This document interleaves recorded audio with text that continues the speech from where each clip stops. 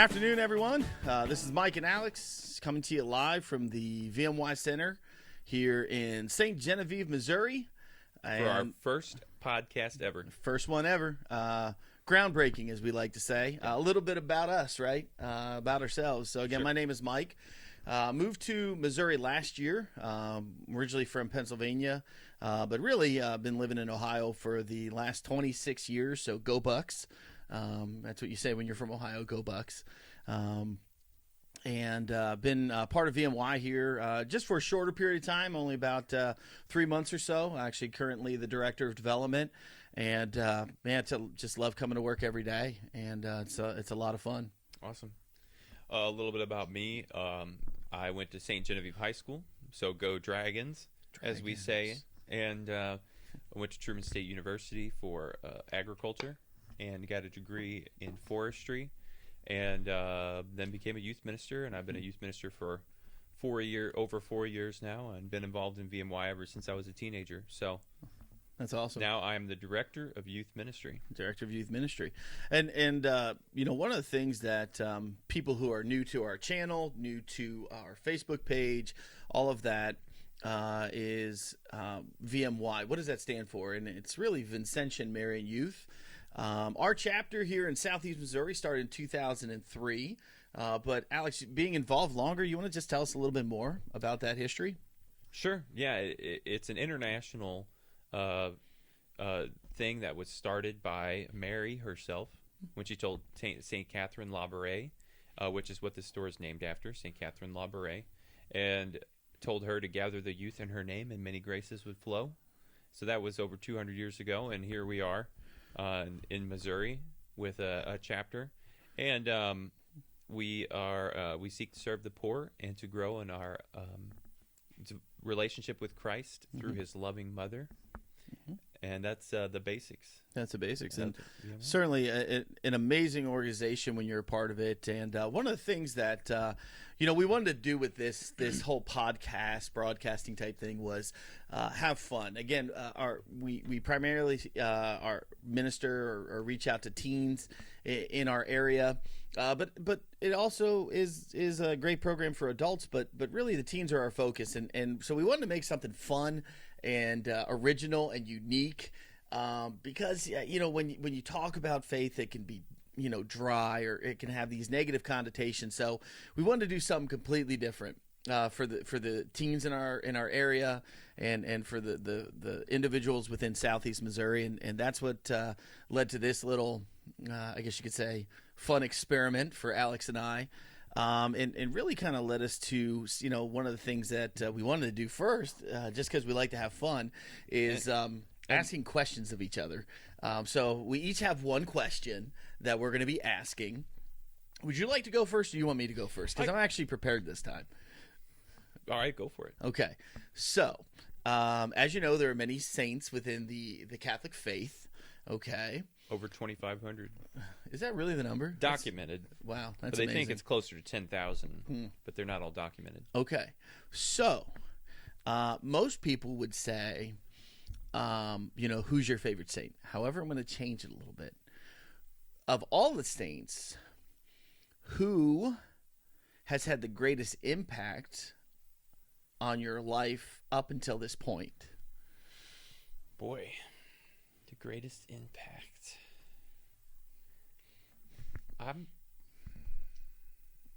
And it could be a couple. I mean, it doesn't have to be. That's tough, because you want to. I mean, it'd be tough not to think of St. Paul, because, he wrote half the New Testament, and that's had a pretty big impact. Okay, fair enough. Okay. So, but I'd like to pick St. John Paul II. Okay. Because, one, he wrote Theology of the Body, which I've studied. Oh, okay. And is a beautiful view of the human person and how God created us for love. It's awesome.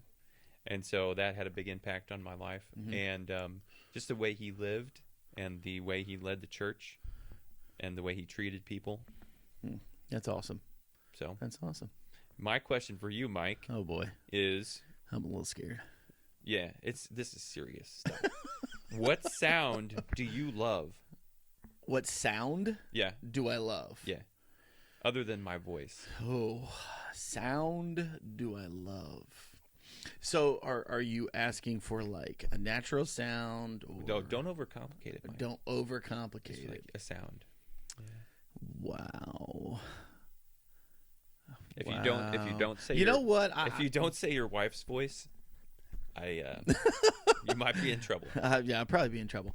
No, I will tell you, it is the reaction of a crowd at a sporting event. For example, like, as I mentioned, I'm from Ohio, so again, go Bucks. But when you're in a stadium with 108,000 people, and they score against their rival Michigan, and that place erupts, it's the most amazing sound. You can't even describe it. 108,000 people cheering and yelling and screaming at the same time. It's pretty cool. It's pretty amazing. So I think that Ohio State Stadium against Michigan, when Ohio State scores a touchdown, to be that specific. Yeah. Nice. Yeah, I know. Huh. I mean, you would think I would have picked. Would have picked something better, but that's the first thing that came to mind. Anyway. Yeah, that's amazing. So. Well, I wonder what it sounded like when there were 6 million people gathered for a mass with St. John Paul II. I mean, that's in the Philippines. He had a mass with 6 million people. 6 million participants. Think how long communion took.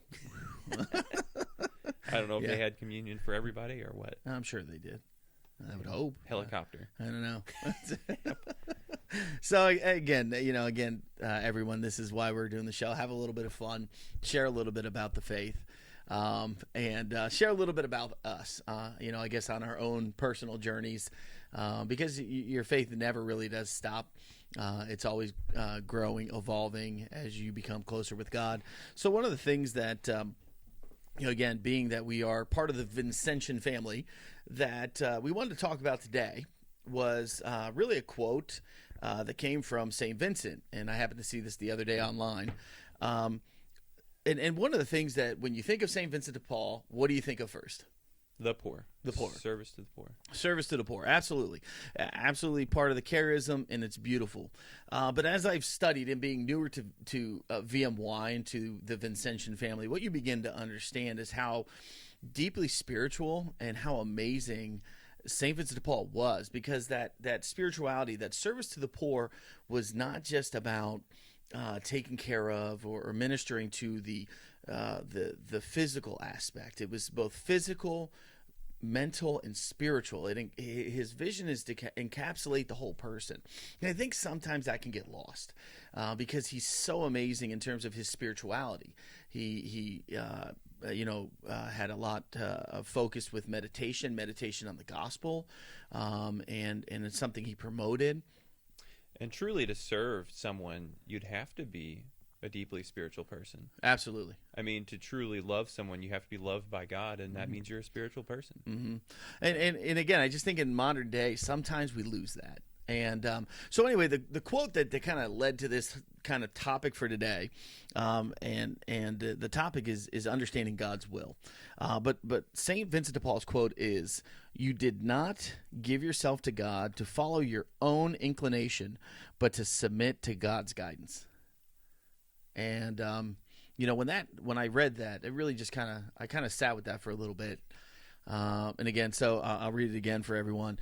"You did not give yourself to God to follow your own inclination, but to submit to God's guidance." And we thought that this is such a big topic today, because it's challenges teens face with priorities and it's between school and sports and all these different things, various things that I guess impact their daily life, and it's an opportunity for us to kind of just talk through this a little bit, give some insight. And I think, Alex, one of the things, you've been involved with youth ministry for over 4 years now, and at a parish level and with VMY. Why do you think this is so difficult for teens today? Right. And I think there's probably several factors that it's difficult. One is because understanding God's plan is difficult, because Fair enough. that's just a challenging thing. But I think one of the main things that we can control that that makes it difficult for teens to hear God's will today is the fact that there's no quiet time. Oh. I think the busyness and the lack of quiet is what makes it difficult, because truly, as it says in Scripture, God speaks to us in the quiet. Mm-hmm. And without that quiet time, you might not be able to hear it. I mean, he can speak through some of the noise some of the time, but you got to have some of that time to take and listen and reflect what God's asking. And that's such a great insight. I mean, and we all know the challenges that we are faced with today, between a 24-hour news cycle on every station, every application on your phone app. Sorry, I said application. That's kind of funny. I'm dating myself, folks. A little older here. Anyway, but every app has some kind of notification. Breaking news. I mean, while we were sitting here, I got like 4 updates on the Cleveland Browns and roster moves they're making, and it's like I could have gotten that tonight when I got home and watched ESPN, but it's coming through on your phone, so it's this constant barrage. So I think what are some of the ways that you feel maybe teens and to be honest, even adults can take that time to really find the silence? What are some of the things that maybe you've done or you do or you could even recommend? Right. I think one thing that everybody can do is you can just take 5 minutes to pray. Just take that little bit of time to pray, and it can look different for different people. Maybe it's a memorized prayer, such as the Rosary. Maybe it's a prayer from your heart that you're just, you come up with a formula of, things that, you can use the PAL method, the praise, ask, listen method. You can read Scripture for a few minutes and ask God to talk to you through Scripture. And it's just a matter of taking some time to listen. I mean, to go to the Adoration Chapel and to listen there. And I think but the thing I love about that is and you kind of highlighted it, the amount and the beauty of the Catholic faith. There's so many different ways that God can speak to you, but more importantly, you can hear God. It could be daily mass. It could be pray, as you said, praying the Rosary, spending time in adoration. For one of the things you mentioned, one thing that I do is Lectio Divina, which translates to sacred reading, as Alex mentioned. It's just a way to read the Bible with prayer. And really, you just kind of when something resonates with you, whether it's a phrase or a particular word, you just sit silently with that and just kind of contemplate that particular, again, phrase or word that has a specific meaning.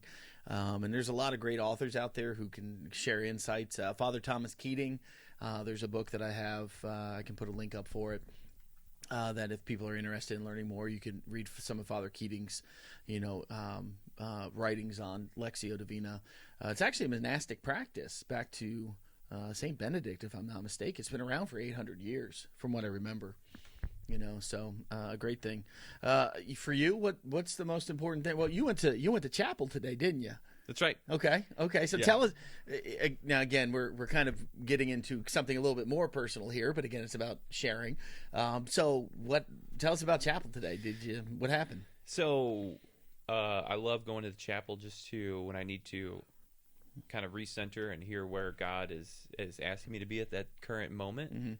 And when I went to chapel today, I went in there and I always just opened myself to ask God, okay, God, I'm here. I'm in your presence.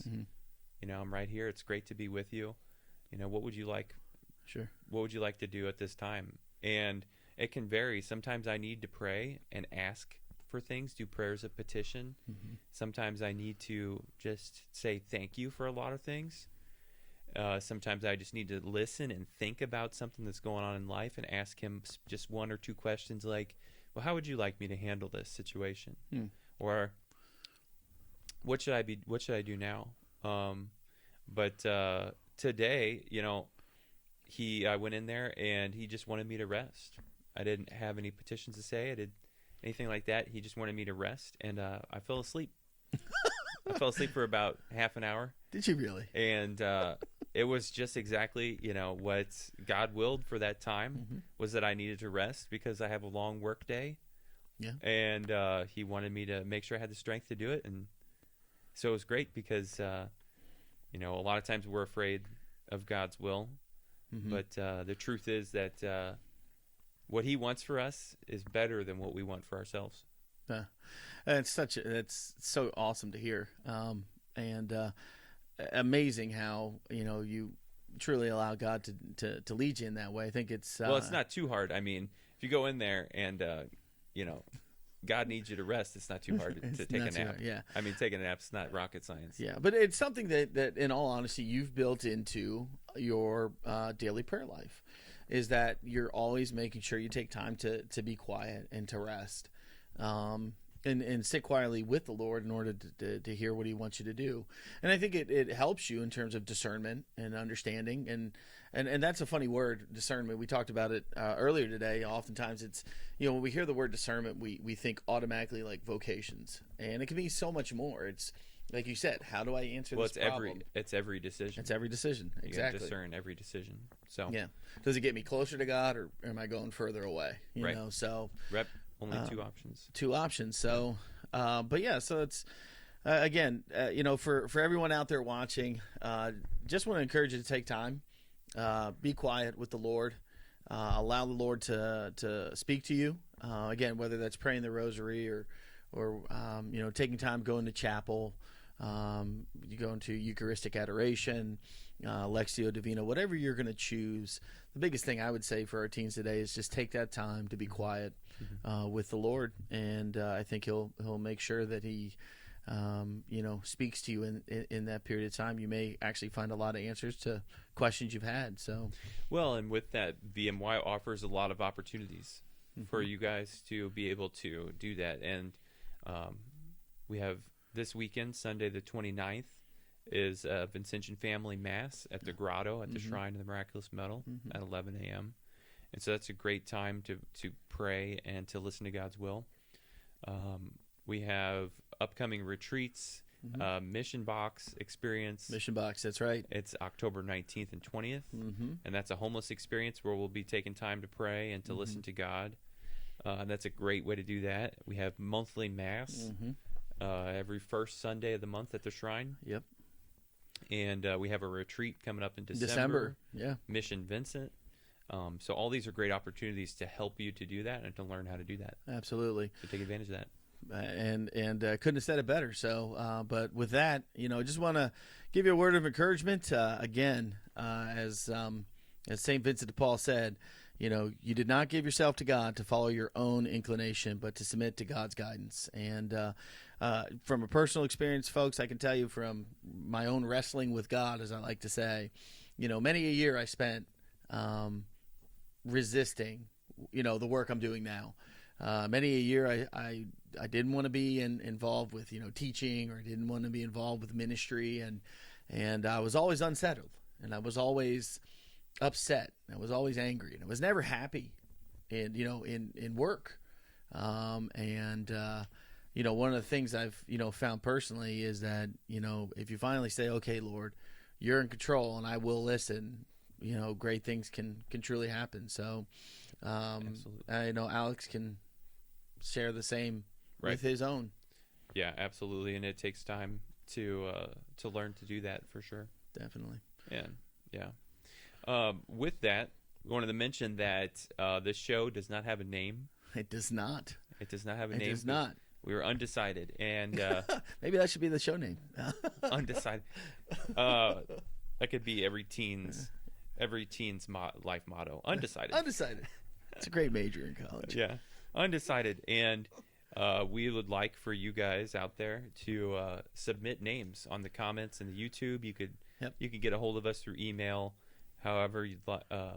However's best. However's best, and send names, suggestions for the shows, and or any comments, feedback, anything that you'd like to share with the other people. So, yeah, definitely please do that. Yeah, please. And keep them clean.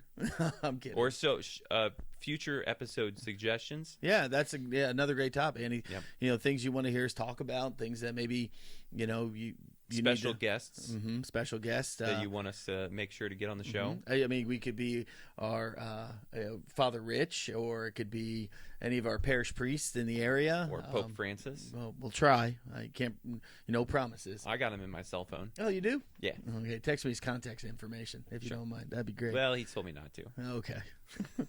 I guess you already heard about me. Anyway. So, but no, everyone, thank you for taking a couple minutes to listen to us today. We really appreciate it. As a reminder, Friday, the 27th, is St. Vincent de Paul's feast day. So, wishing everyone a wonderful feast day, to all of our Vincentian brothers and sisters, to Daughters of Charity, the Vincentian Fathers, the Sisters of Charity, our brothers and sisters in VMY throughout the world. Have a wonderful, wonderful feast day for St. Vincent. May he continue to guide and bless your ministries as well. And until then, God bless, and we'll talk to you soon. Adios.